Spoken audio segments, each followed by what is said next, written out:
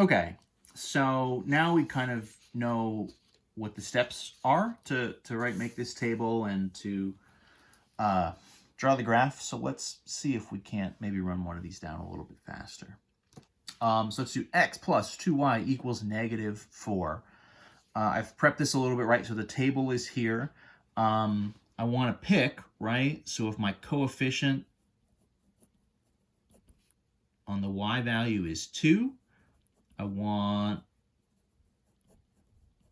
multiples of 2 for my x values. And again, this is kind of just designed to sort of keep you from having a lot of different fraction values, right? You're sort of setting yourself up such that ideally you won't have many fractions to deal with and you'll get nice whole number solutions. So the table I did, right, couple negatives, couple positives, and 0 in the middle. So because I need evens, I did 2 and 4, just positive and negative with 0 in the middle. That's the idea. So let's sub all this stuff in and find the sort of matching y values that go with these x's. So for x equals negative 4, right? What have we got? Well, it's going to be just x, which is negative 4, plus 2y equals negative 4. Okay, so that's negative 4. So negative 4 plus 2 times y is negative 4. The idea here is to solve for the y value, right? So I'm going to add this over. So that means 2 times y equals 0, right? If I add this 4 over. So then if I do a division by 2, that means my y coordinate there is going to be 0. All right? So when x is negative 4, my y coordinate is 0. Perfect. Great. I don't really have any expectations about the kind of number I'm going to get there, positive, negative, or 0. I'll just kind of get what I get. Ideally, right, we sort of set this up so we didn't get a fraction, which seems like we did. So that's about all we can expect. What about for x is negative 2? So that'll be, right, negative 2 plus 2 times y equals negative 4. All right. So I'm going to add 2 to both sides. That means 2 times y would equal negative 2, right? Negative 4 plus 2. And then if I do, right, division by 2 on both sides, my y would equal negative 1. So when the x was negative 2, the y coordinate that I got was negative 1. Let's keep it going. X is 0 for x equals 0. So that means 0 plus,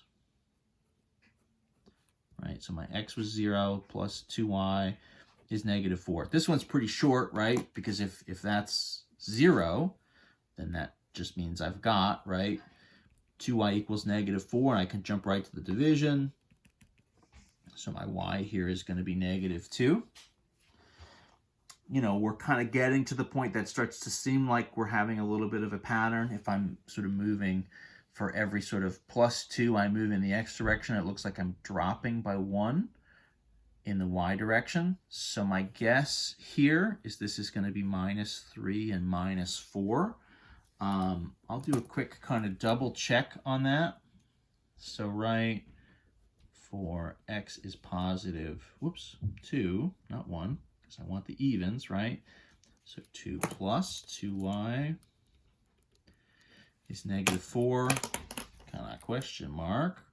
If I subtract by 2, I'm going to get 2y is negative 6, which means yes, y is negative 3 as expected.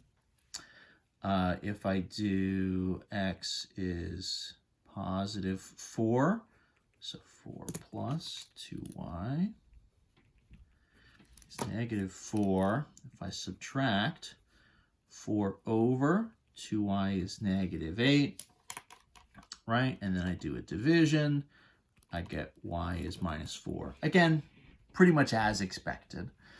So my pairs here, right, the values I'm ending up with, my sort of table of solutions is going to go something like that.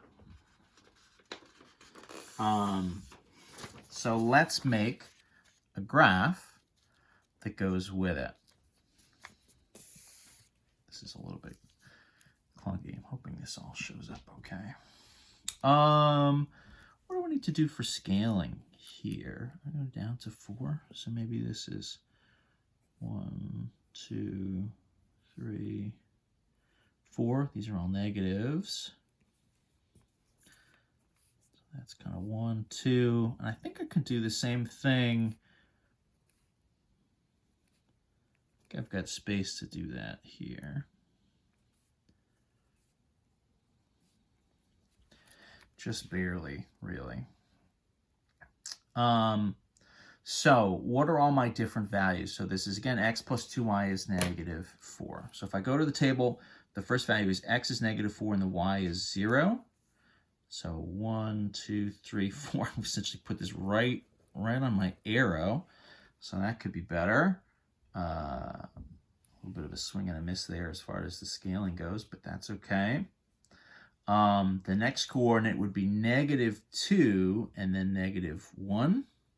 Again, I've kind of blown out the scaling here, so each individual kind of box represents 1/2, right? So 2 boxes for 1, 2 boxes to get to 2. So this is, right, negative 2 and then a drop to negative 1. So it looks like I'm headed this way. Let's see if that concludes right. So x is 0 is right at the center, and then I'm going to drop to negative 2. That's my y-intercept, right, at negative 2.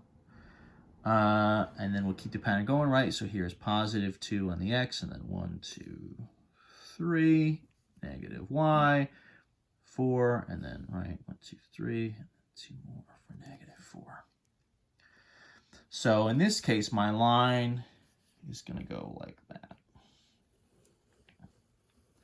All that stuff looks to be in order. And I don't think I said this as much in the last video, but, you know, these lines, right, when you're doing this, these lines continue, all these solutions continue infinitely long in both directions. So when you're drawing your graph and you're drawing your solutions, mark it with arrows at the end of each side, right? These different arrows. You want to represent the idea that it's not just going through these points, right? Sometimes when people are early on, they sort of just draw it to the endpoints and stop. But the idea is, you know, these are just sort of points we've kind of picked as representatives. It's not the whole graph, right? This would keep going on and on and on and on. You'd have solutions when x is negative 6 and negative 8 and negative 10 and negative 100 and negative 1,000. And the same thing in the positive direction. It's going to keep going and going and going. That's kind of the idea why we want this graph. In theory, once you sort of know the behavior and how it moves, you could extend it and kind of use that information to sort of speed up finding other solutions down the road. All right, I'm going to do maybe, you know, one more of these maybe from scratch and then a couple special ones, I think, in the next video.